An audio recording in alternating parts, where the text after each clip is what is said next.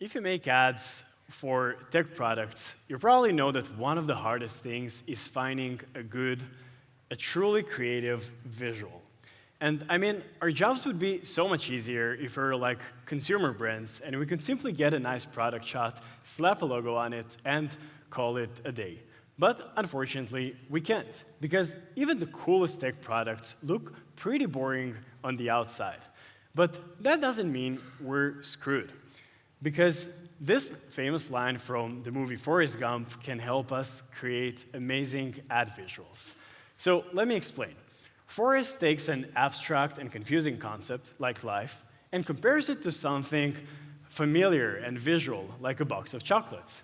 Or in other words, he uses a visual analogy. And you know who also uses visual analogies? Creative marketers like you and I. For example, here, Microsoft takes this abstract concept, like software updates, and explains it with a visual analogy. So in the next 15 minutes, I'll show you how you and your team can use visual analogies to create ads that are not only eye-catching, but they also convert. But before that, I need to do some shameless name dropping and introduce myself. So hi, I'm Shlomo, and honestly, I'm pretty lucky because every day I get to create ads for my favorite tech companies and run workshops with them. Here's some of my recent work for AppsFlyer, SEMrush, and HiBob. But I actually want to start this talk with another company, another client that I really like, which is ExpressVPN. And I want to invite you to create an ad for ExpressVPN together with me, step by step. So let's dive in. The first step in my creative process is finding a relatable problem. And to do that, I start with a very simple prompt. I call it the 3-second research. So it goes like this. First of all, I ask Claude to go to ExpressVPN and create a 2-column table. Then I ask it to create column 1, which is practical problems, and then column 2, which is personal problems. And then I ask it to put both of those side by side together so I can see them at the same time. And here's what I get. On the left side, I have my practical problems. And these are way more technical. So for example, you can see that when we use public Wi-Fi, it exposes our login credentials and financial info. So for me, it's already pretty relatable, but I feel like it's not the best marketing material to actually make something creative. And that's why I use the right side, which is the more human and relatable equivalent of the left side. And here we see that when you don't use ExpressVPN, you feel watched, like someone is always looking over your shoulder. And this is the kind of problem that I want to work with. When people don't use ExpressVPN, they feel like they're being watched online. Cool, so now we have the problem, and now comes the interesting part, because we need to find the right visual for that. And for this, I created a Claude skill, which I'm going to share with you at the end of this talk as well. And I found all of my favorite analogy ads, like the one I showed you in the beginning from Microsoft, and trained Claude to create analogies as well. So I pull it up, and I ask it to find analogies for feeling watched. And let's see what we get. So here's a nice list of visual analogies. Some are better, some are worse, but this one really grabs my attention. A wall outlet that looks like a face staring at you. And I like it because it's very visual, and I can just immediately sort of see this creepy outlet staring at me. And by the way, this phenomenon also has a name. It's called pareidolia. It's when objects look like faces. So that's what I do. I Google pareidolia, and I find a few images that are pretty perfect for my ad. Great. So now we have the first 2 steps. We have our relatable problem, and we have our visual analogy. So now it's time to write the copy. And for this, I like to use a principle called first say it straight, then say it great. And it goes like this. First, I just want to write my message, plain and simple, like this. So for example, Framer helps you build beautiful websites, or Wise helps 1 million users reduce transaction fees. Then I want to use different writing techniques to make it more interesting, like alliteration or rhyme. So now it sounds much better. Ships sites with style, or join millions, save in billions. And this is already much more memorable. Now, there are a lot of techniques like this. These are the 10 of my favorite ones. And if it seems a little bit overwhelming, don't worry, because you don't have to memorize all of them. You can simply use the prompt that I'm going to show you now. So if you already have your visual, you can drop it into ChatGPT or Claude like this, and then start writing the prompt. So first of all, say it straight. I tell Claude that my message is that people feel watched online. Then say it great. I ask you to use each one of the techniques that I just showed you to create different ad headlines. And finally, I also add some examples to make sure that it actually understands my taste and know what I consider good. And let's see the results. So I get a bunch of different headlines. Some are better, some are worse again, but they're already much better than the generic stuff that I usually get from ChatGPT. So I have stuff like stop the surveillance, they pick while you click, every search you make, they'll be watching you, and it's already much more interesting. But actually for this one, I feel like the visuals that I have will do most of the heavy lifting. So I simply want to choose a very simple and plain headline with a pain question. Do you feel like you're being watched online? And then, together with the ExpressVPN team, we make it a little bit shorter, and here's our final result that we're running right now. So that's it. And let's recap the first technique. So first of all, we start with picking a problem. We use the 3-second research prompt for this. Then we find analogies using the Claude skill that I'm going to share with you. And finally, we write copy using the say it straight, then say it great technique. So this was our first static ad. And now you know how to create static ads using analogies. But what about video? We can use analogies there as well. So let's see how we can do that too. So for this one, I want to use a different case study from my favorite HR software in the world. And this is my client, HiBob. Yeah. And, but in this one, I took a little bit of a different approach. Instead of coming up with the analogies myself, I decided to let HiBob's users do it for me. So to do that, and that's why the first step is going to be finding out how HR managers speak about their problems. So to do that, one of my favorite tools is Reddit Answers. Reddit Answers is Reddit's official AI research tool, and it's completely free, by the way, so you can use it very easily. And let's write the prompt together.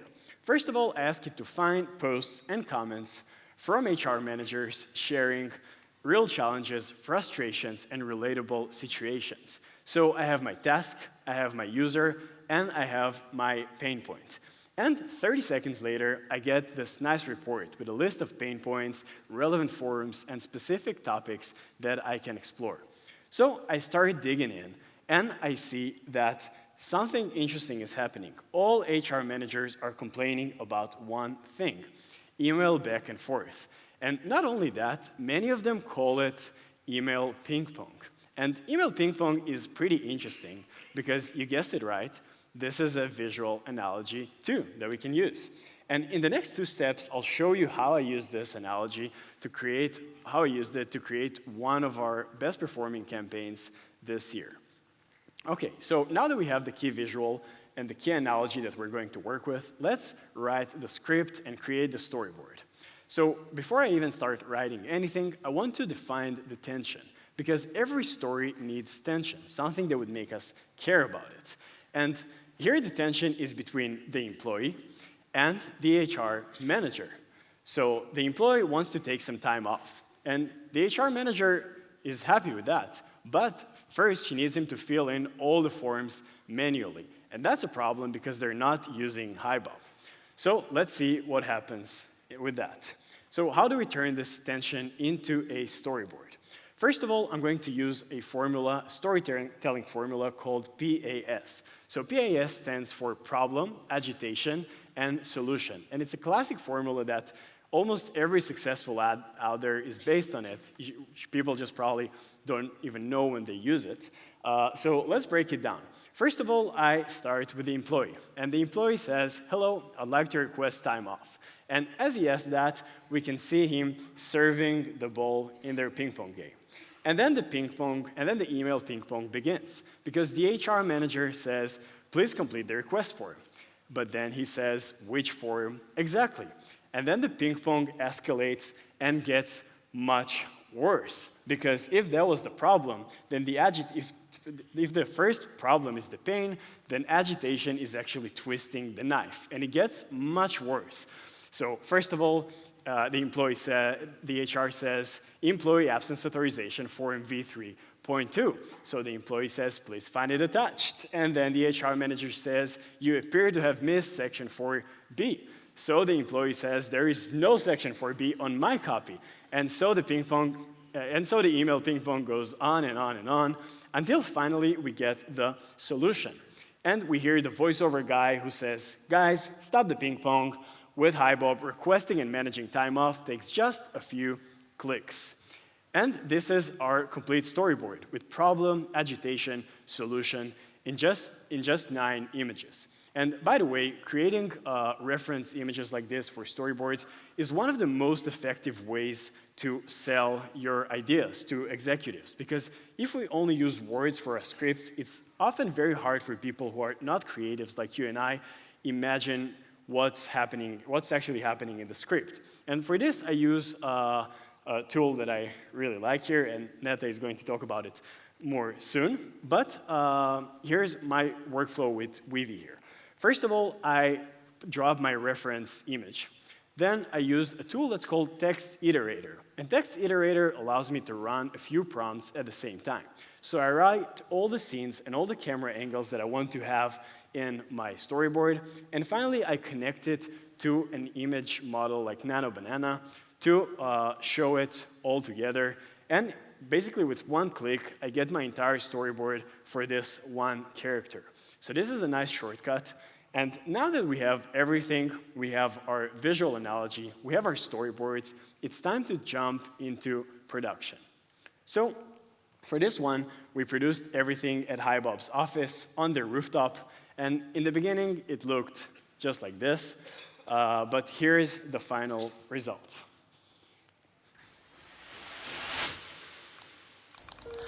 Hello, I'd like to request time off.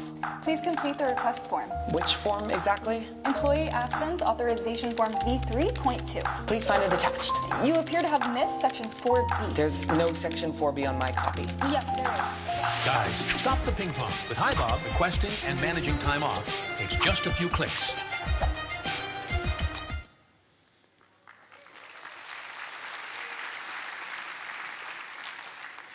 Yeah, so honestly, I was pretty happy with the result, but in the beginning, I wasn't really sure if people are going to watch it. I mean, it's a little bit weird, it's a little bit long, but when we started testing it as top of the funnel ads, we noticed that it had one of the highest hold rates on HiBob's account ever. And that was a really good thing, but high hold rate basically means that when people start watching the video, they usually watch until the end here. But high hold rate doesn't pay the bills. So that's why we also created static ads that we use for retargeting. And these are some of our fastest scaling and top converting ads this year. And basically, we use them to retarget the people who watched the video. So now you know how to create static analogy ads, you know how to create video analogy ads, and you know how to use them together to make them convert. But just knowing is really not enough, because I actually want you guys to put this into practice. That's why I curated all the prompts, skills, examples, cheat sheets, everything I showed you today in this presentation in one place. So I'll give you the link in a second. But just before that, if you want to dive a little bit deeper into my world of creative advertising, I'll also include a discount for my course, Boring Products Fun Ads, that includes a lot of other prompts and techniques just like this. So just before I give you the link, one last thing to remember is that most tech ads are like a box of chocolates. They're bland and boring, and nobody really wants them. But this is great for us because it's a big opportunity for us to create something that people actually remember and enjoy. Thank you very much.